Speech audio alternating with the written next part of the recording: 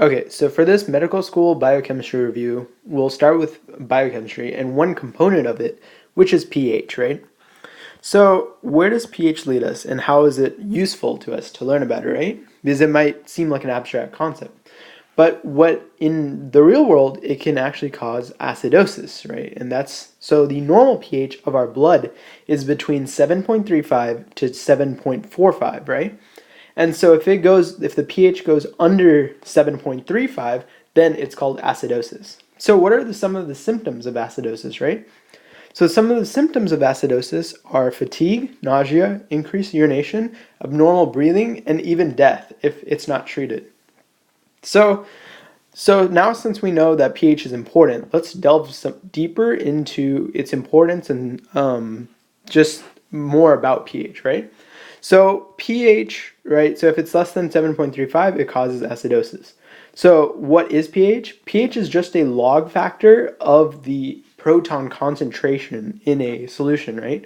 So the actual equation is pH equals negative log of the proton concentration, right?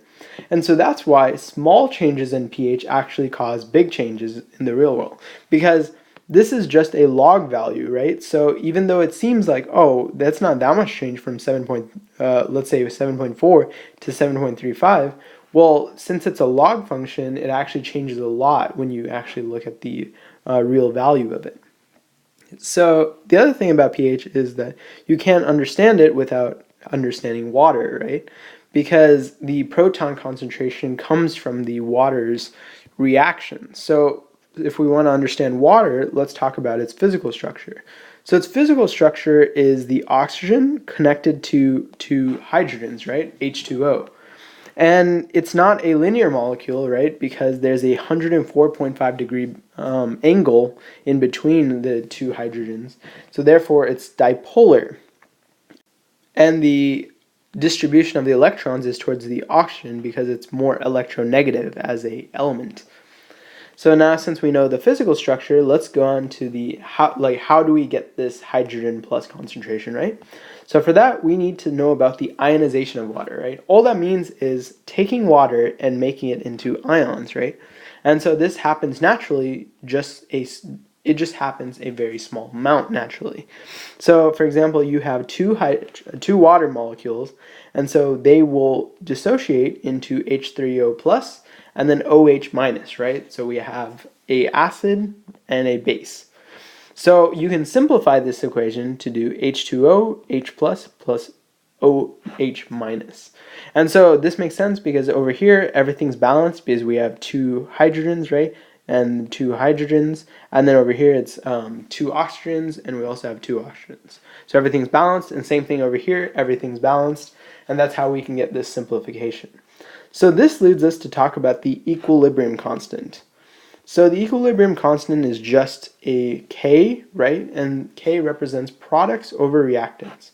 So if we just talk about the abstract value of this, a larger Ka would mean that it has more protons, right, in the solution, which means that it's more acidic. And that makes more sense when you look at if you actually plug in all the values.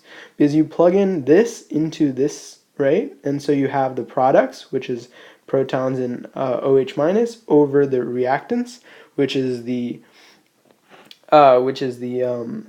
water. And so once you have this, you can realize that if you have a larger numerator, right, that would create a larger Ka, and that would mean that there's more H plus, right, because a larger numerator would indicate that this number is bigger, and therefore it's more acidic. So moving on, through titrations, right, which is experimentally, you can experimentally use the titration to discover that the Ka of water is 1.8 times 10 to the negative 16th molar. And this tells you from this number that water doesn't ionize that much, right? Because you can see that if this is such a small number, it means that this must be a really big number, right? Because for example, let's say you have 1/2, right? So the 2 in the denominator means that it's bigger, right? And so if you, let's say, increased it, right, the denominator, and made it 1/4, well, the number becomes smaller, but that means the numerator got bigger. And so if you continue on, that shows that this is a very small number, and therefore that there's a lot of water, and which implies that water does not ionize that much.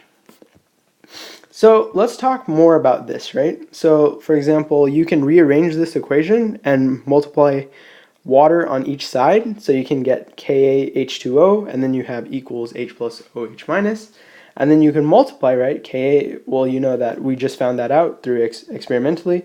It's 1.8 times 10 to the negative 16th, and you also have the molarity of water, which is 55.5, and if you multiply these together, it's 1.0 times 10 to the negative 14th, m squared. I forgot to put the units, but it's m squared right there, equals H plus OH minus. Now, this might seem familiar, right? Because the actual pH scale is 1 to 14, and this is where we get it from. So instead of having really small numbers, we just use the, for example, P, we take the log, which helps us have much nicer numbers instead of having long, small numbers like this. And this can be defined as Kw. Okay, and so in the next video, we'll talk about the Henderson-Hasselbalch equation.